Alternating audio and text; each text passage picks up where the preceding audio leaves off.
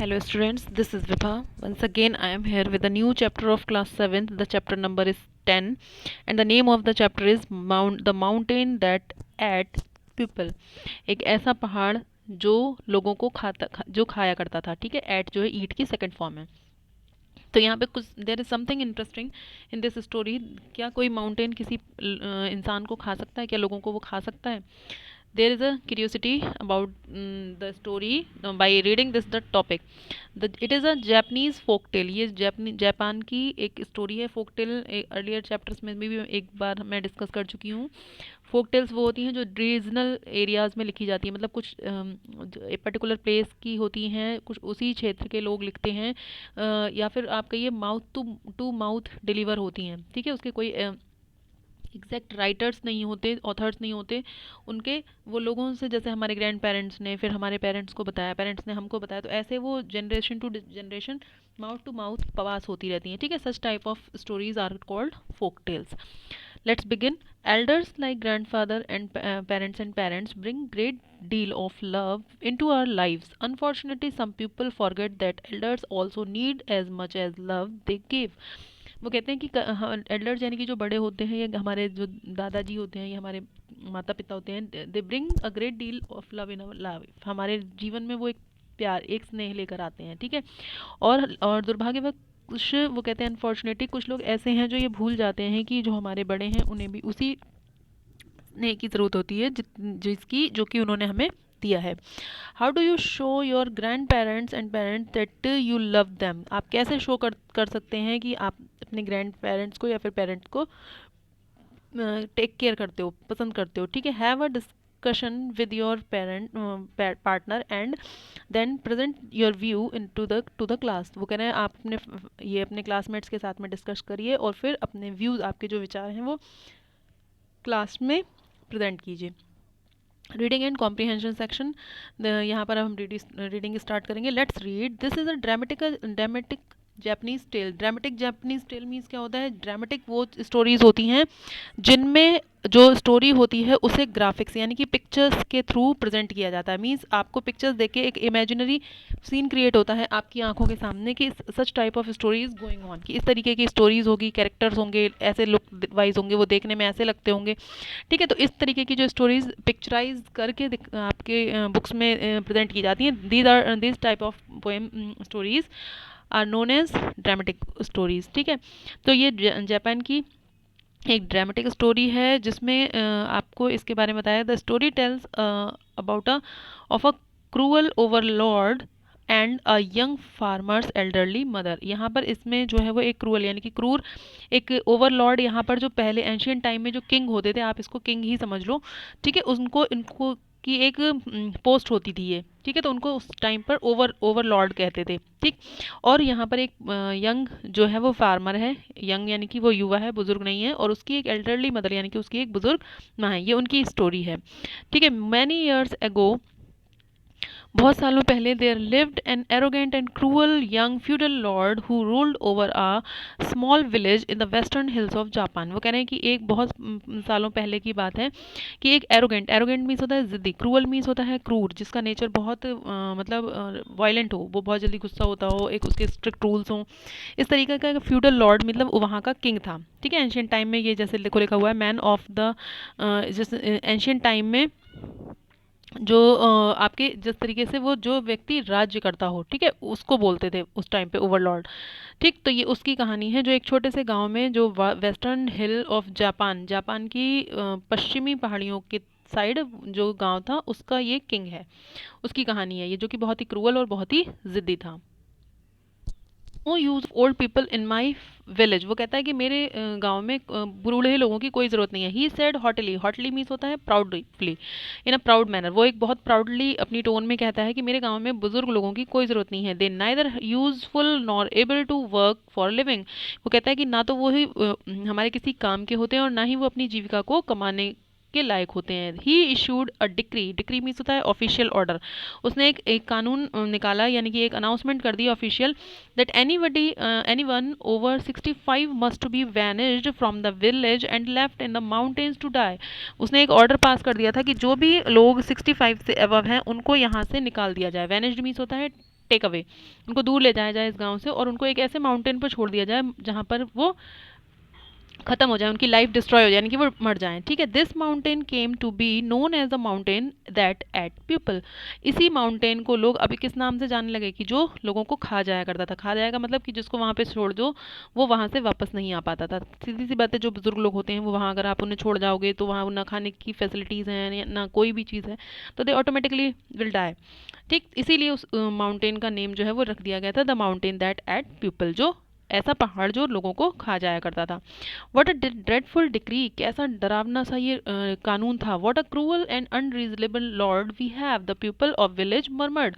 गांव के जो लोग थे वो आपस में बातें करने लगे कि कितना भयानक इसने कानून निकाल दिया है, कितना डरावना सा, और ये कितना क्रूअल है, कितना क्रूरता भरा इसका कानून है, ठीक है। तो लोग आपस में ये बातें करने लगे। But the feudal Lord punished any one who disobey him, लेकिन जो फ्यूडल किंग था उनका, वो सबको पनिश करता था जो कोई भी उसकी बात नहीं मानता था, आज्ञा का पालन नहीं करता था, डिसओबे, ठीक है। So villagers who turned 65 were tearfully carried into the mountains never to return. इसीलिए उस गांव में जो लोग भी 65 ईयर्स के हो जाते थे, उनको टीयरफुली मतलब दुख के साथ, टीयरफुली मीन्स होता है आंसू, जिन आंखों में आंसू लेके मतलब ना चाहते हुए भी उनको माउंटेन के पास ले जाया जाता था, वहाँ पर उनको छोड़ के आते थे ताकि वो वहाँ से कभी भी वापस ना आ सके। Gradually there were fewer and fewer old people in the village and soon they disappeared all together. वो कह रहे हैं धीरे धीरे क्या हुआ, उस गाँव में बूढ़े लोग, बुजुर्ग लोग जो थे वो कम होने लगे, और जल्दी ही कुछ टाइम ऐसा आया कि जब वो बिल्कुल ही अदृश्य हो गए। डिसअपियर मीन्स होता है कि वहाँ पर कोई भी बुजुर्ग इंसान दिखना बंद हो गया, क्योंकि धीरे धीरे सबको उसी माउंटेन पर भेज दिया गया। Then the feudal lord jubilant, jubilant means होता है बहुत खुश हो गया वो, ठीक है। What a fine village of young and healthy and hard working people I have, he bragged, उसने अपनी शेखी बगाड़ते हुए कहा। ब्रैग्ड मीन्स होता है बोस्टफुल नेचर, यानी कि अपनी शेखी बगाड़ना, कि देखो कितना अच्छा गांव हो गया है मेरा, यहाँ पर सभी लोग यंग हैं, हेल्दी हैं, हार्ड वर्किंग हैं, अपने लिए काम कर सकते हैं, मुझे कोई भी बुजुर्ग अब यहाँ पर नहीं है। No they now there live in a village a kind young farmer, उसी गांव में एक दयालु युवा किसान भी रहता था विद हिज एजेड मदर, उसकी एक बुजुर्ग माँ थी। They were poor but the farmer was good to his mother, लेकिन वो फार्मर, दोनों एक साथ रहते थे, लेकिन वो फार्मर जो था अपनी मदर के प्रति उसका नेचर बहुत अच्छा था। And two of them lived happily together, और दोनों बहुत प्यार से खुशी खुशी एक साथ रहते थे। However as the years went by, लेकिन धीरे धीरे जैसे साल गुजरने लगे, द मदर ग्रू ओल्डर, उसकी मदर भी जो थी वो धीरे धीरे बुजुर्ग होने लगी। And belong long before long she reached the terrible age of 65, और वो जब तक बिफोर इन 65 ईयर्स की ओल्ड जो भयानक एज हो गई थी उस गांव के लोगों के लिए, उस तक पहुंचे। If I only I could somehow deceive the cruel feudal Lord, the farmer thought, उस फार्मर ने सोचा कि क्यों ना मैं अपने राजा को किसी तरीके से कुछ धोखा दे पाऊँ ताकि इस क्रूअल राजा से मैं अपनी मदर को सेव कर सकूँ। Each day the son put off telling his mother he must take in to the mountains, हर दिन जो है वो सन जो था अपनी मदर को ये बताता था that we he must take her in to the mountain, कि तुम्हें वहाँ उस माउंटेन पर ले जाकर छोड़ना पड़ेगा, टू डाई, मरने के लिए।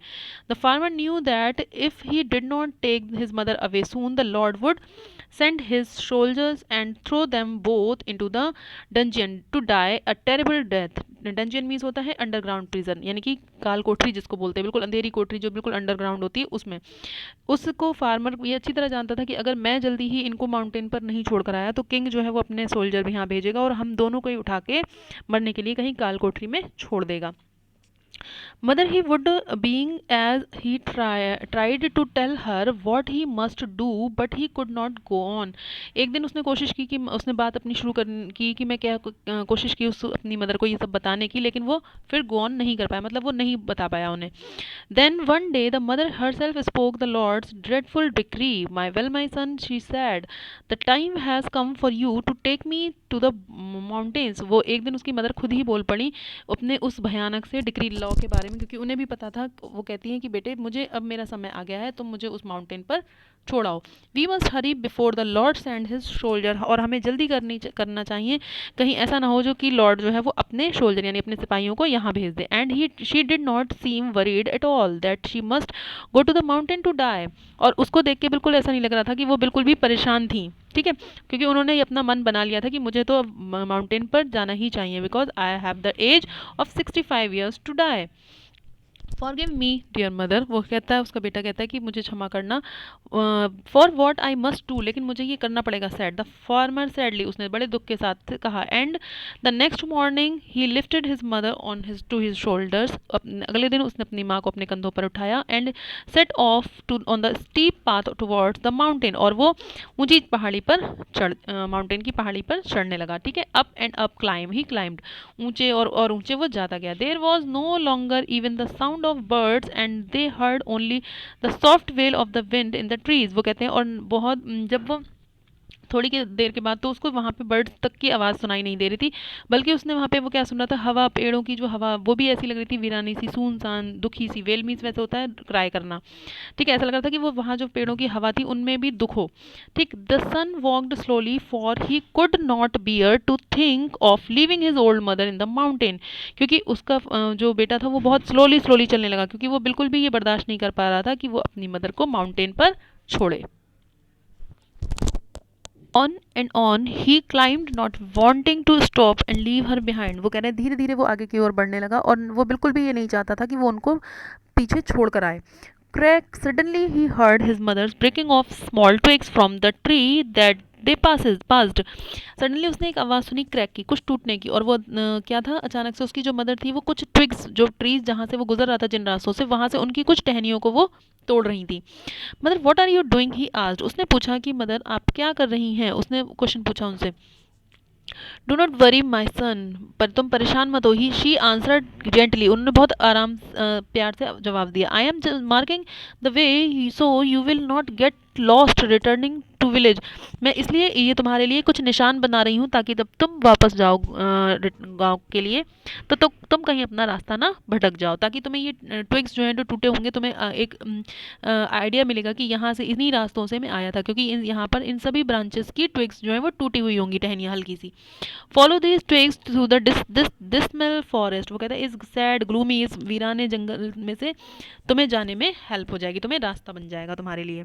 Even now you are thinking of me, he asked wonderingly, उसने बहुत आश्चर्य के साथ पूछा कि मदर मैं तुम्हें यहाँ माउंटेन पर मरने के लिए छोड़ने आया हूँ, still you are thinking about me, तुम अभी भी मेरे बारे में सोच रही हो। Mother nodded, of course my son, she replied, you will always be in my thought, how could it be otherwise। वो कहते हैं कि और इसमें गलत क्या है, तुम हमेशा मेरे विचारों में रहोगे क्योंकि तुम मेरे बेटे हो। ठीक है, और इसमें कुछ भी गलत नहीं है। At that the young farmer could bear it no longer, ऐसा सुनने के बाद वो फार्मर जो था वो बिल्कुल भी ये बर्दाश्त नहीं कर पाया। Mother I can not leave you in the mountain to die alone, all alone, he said, उसने कहा कि मदर अपनी माँ से उसने कहा कि मैं आपको यहाँ जंगल में मरने के लिए अकेला नहीं छोड़ सकता। We are going to home and no matter what the feudal lord does to punish me, I will never desert you again. वो कहता है कि मैं मुझे बिल्कुल भी डर नहीं है, हम लोग घर वापस चलेंगे, और मुझे ये बिल्कुल फ़र्क नहीं पड़ता कि वो हमें मुझे अब लॉर्ड जो है वो क्या पनिशमेंट देगा। ठीक है, मैं यहाँ पर आपको कभी भी अकेले दोबारा छोड़ने नहीं आऊँगा। So they waited until the sun had set, तो वो लोग वहीं रुक जाते हैं, और जब तक सूरज डूबता है अंधेरा होने का वो इंतज़ार करने लगते हैं। Then in the dark shadow of night the farmer carried his mother down the hill and they return quietly to their little house. वो रात के अंधेरे में अपनी मदर को नीचे लेकर आया हिल से, और उसने अपने घर, छोटे से घर में वो शांति से वापस चला गया। The farmer dug a deep hole in the floor of his kitchen and made a small room where he could hide the his mother and, उसने वो वापस आया और उसने अपने किचन में एक होल क्रिएट किया, उसमें एक छोटा सा कमरा बनाया उसने, और अपनी मदर को उसमें छुपा दिया। From that day he she spend her all her time in the secret room and the farmer carried the meal to her there। उस दिन के बाद से उसकी जो मदर थी वो उसी सीक्रेट रूम में रहने लगी जो किचन में उसने बनाया था, और वो वहीं पर उनको खाने पीने की चीज़ें देता था। The rest of the time he was careful in to work and feed and act as he lived alone. वो और बाकी समय जो था वो सारे टाइम अपना फील्ड्स में, अपने खेतों में काम करता था बहुत सावधानी से, और वो ऐसा दिखाता था बाहर जैसे वो अकेला ही रहता है। In this way for almost 2 years, ऐसा लगभग चलते चलते 2 years बीत गए, 2 साल हो गए। He kept his mother safely hidden and no one in the village knew that she was there. उसने अपनी मदर को 2 साल तक वहाँ पे बहुत अच्छे से संभाल के सेफली रखा और किसी को ये खबर भी नहीं हुई कि वो वहीं पर रहती हैं. Then one day there was a terrible commotion. एक दिन अचानक से वहाँ उसमें बहुत भयानक सा फिर से डिस्टर्बेंस यानी कि शोरगुल सुनाई दिया विलेजर्स के बीच में. For the mighty overlord lord of the neighboring state beyond the hill threatened to conquer their village and make it his own. अचानक से पड़ोसी जो उनका गांव था वहाँ से उस एक ओवरलॉर्ड यानी कि वहाँ का जो राजा था उसने आकर धमकी दी कि मैं तुम्हारे गांव पे अपना अधिकार कर लूँगा और मैं यहाँ का राजा मैं बन जाऊँगा. ठीक है, धमकी देता है वो. Only one thing can spare you. और उसने ये भी बोला कि केवल एक ही चीज़ है जो तुम लोग सबको सेव कर सकती है. The overlord announced bring me a box containing 1000 ropes of ash and I spare you your village. वो कहता है कि मुझे एक ऐसा बॉक्स चाहिए जिसमें 1000 रस्सियाँ बनी हुई हों, वो भी किससे? ऐश मीज होता है राख से. ठीक है, राख से बनी हुई उसको रस्सियाँ चाहिए थी और उसने कहा अगर आपने ऐसा मुझे ये मेरा असाइनमेंट जो मैंने दिया है वो कंप्लीट करके नहीं देते हैं तो मैं आपके पूरे गांव को नहीं छोड़ूंगा. आई स्पेयर योर विलेज. ठीक है, मैं इसको सेव नहीं कर पाऊंगा. केवल एक ही चीज़ यही है जो तुम्हारे गांव को बचा सकती है. अगर तुमने ये काम टाइम से करके दे दिया तो मैं तुम्हारे गांव को सुरक्षित छोड़ दूंगा. The feudal Lord quickly gather together all the wise man of the his village. जो इस विलेज का राजा था उसने तुरंत अपने विलेज के सारे बुद्धिमान लोगों को इकट्ठा किया. You are the man of wisdom he said. उसने कहा कि आप सभी बहुत ही बुद्धिमान लोग हैं. Surely you can tell me how to meet overlord's demand so our village can be spared. तो वो कहता है कि आप ही लोग हैं जो मुझे ये बता सकते हैं कि इस ओवरलॉर्ड यानी कि इस किंग की जो हमारा पड़ोसी राजा है जिसने हमें धमकी दी है, हम कैसे उसकी डिमांड को पूरा कर सकते हैं ताकि हम अपने गांव को बचा सकें. But the man wise man shook his their hand. लेकिन हेड्स उन्होंने अपना सर हिला दिया. It is impossible to make even one of the rope of ash. सर उन्होंने कहा कि उन्होंने आंसर दिया कि सर ये तो बहुत ही इम्पॉसिबल टास्क है क्योंकि किसी भी राख से हम कैसे एक रस्सी बना सकते हैं, ये तो बिल्कुल भी संभव नहीं है.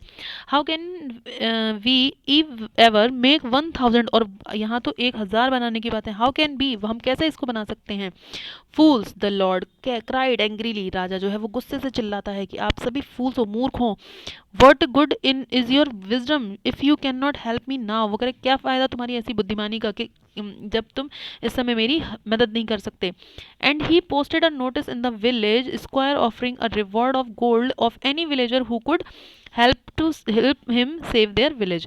और उसने अपने गाँव में एक नोटिस जारी करवा दिया कि जो कोई भी पूरे गांव में जो कोई भी उसकी हेल्प करेगा इस काम में, इस डिमांड को पूरा करने में, वो उसको गोल्ड जो है वो एज अ रिवॉर्ड देंगे. ठीक है, but all the people in the village whispered surely it is an impossible thing from ash crumble at the touch of the finger. वो कह रहे हैं क्योंकि सभी गांव वाले भी यही फुसफुसाना, whispered मीन्स होता है फुसफुसाने लगे आपस में कि ये कैसे संभव है. ऐश यानी कि राख जो है वो तो वैसे भी फिंगर से जरा सा टच करते ही बिल्कुल ख़त्म हो जाती है, क्रम्बल हो जाती है, तो कैसे हम उससे रस्सी बना सकते हैं. How could anyone make a rope of ash. They shook their heads and shied. उन्होंने सबने गहरी दुख के साथ गहरी सांस ली और सबने अपना सर हिला दिया कि नहीं, संभव ही नहीं है.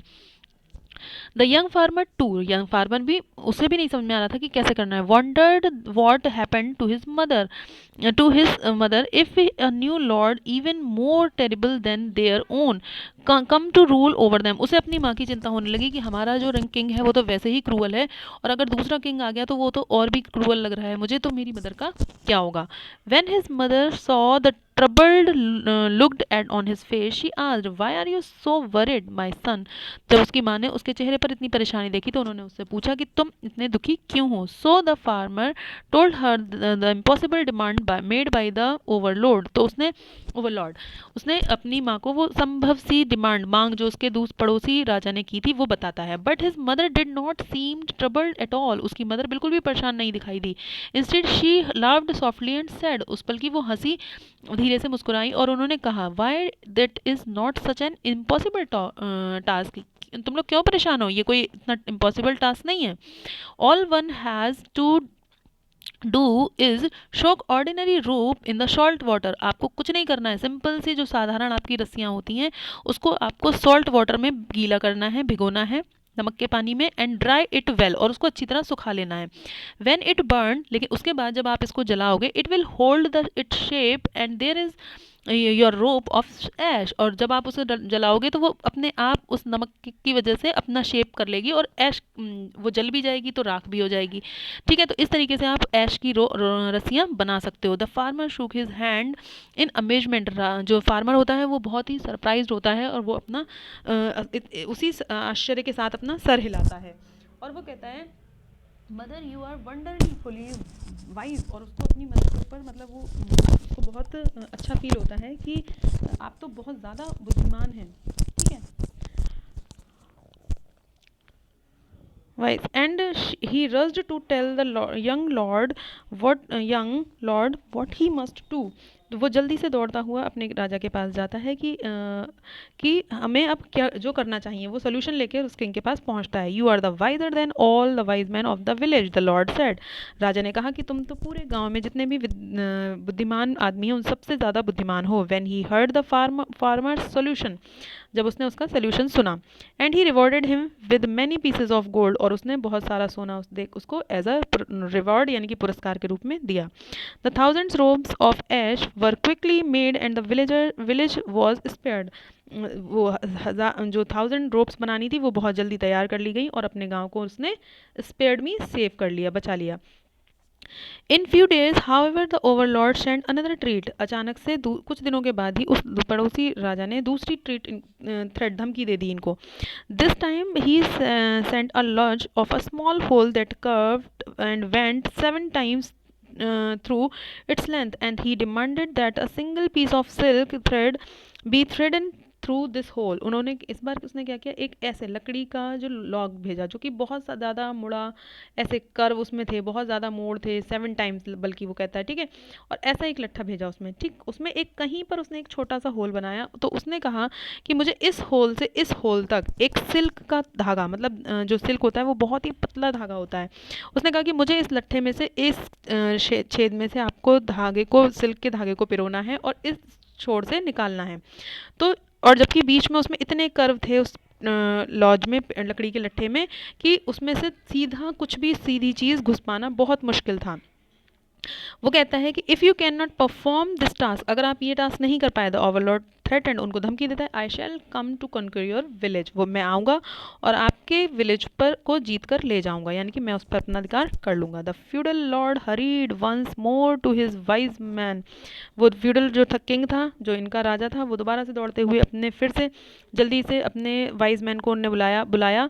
A needle can not be bent it's way through such curves they moaned, फिर उन सभी बुद्धिमान लोगों ने क्या कह दिया, मोन्ड मीन्स वैसे होता विलाप करना, रोना, यानी कि दुख व्यक्त करते हुए कहा कि सर इसमें से तो ये तो इतना मुड़ा हुआ ये ट्री है, इसमें से तो सीधी सुई, क्योंकि भाई आपको धागा अगर किसी भी चीज़ में पिरोना है तो आपको सुई चाहिए, और सुई होती है आपकी निडल जो होती है बिल्कुल स्ट्रेट होती है, तो स्ट्रेट चीज़ ऐसी मुड़े हुए ट्री में कैसे एंटर कर सकती है। तो वो लोग कहते हैं सर ये तो बहुत ही मुश्किल है, बिल्कुल नहीं जा सकती इसके अंदर। Again weaver faced an impossible demand, वो लोग कह देते हैं कि हमने दोबारा से, हमें एक असंभव काम मिल गया है करने को। I will pause the video here. We will see that what happened at the end of the story in the next part, because this if I will complete the chapter here, the video will be so long, so I don't want ever to make a long video for the children, so that you can relax your eyes as well. So we will meet in the next part of this story. First you have complete the first part of this story and then go through the part 2. So we will meet in the next part. Till then, take care. Have a nice day.